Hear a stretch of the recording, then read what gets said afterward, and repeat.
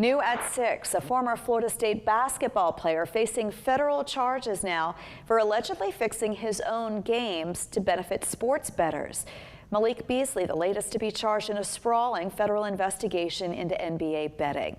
Beasley last played for the Pistons in 2025, but did not play this past season due to the investigation. Beasley is accused of tailoring his 2024 performance with the Milwaukee Bucks to secure bets and pay off his own financial debts. As a freshman at FSU, Beasley had a standout season and was selected in the first round in the 2016 NBA.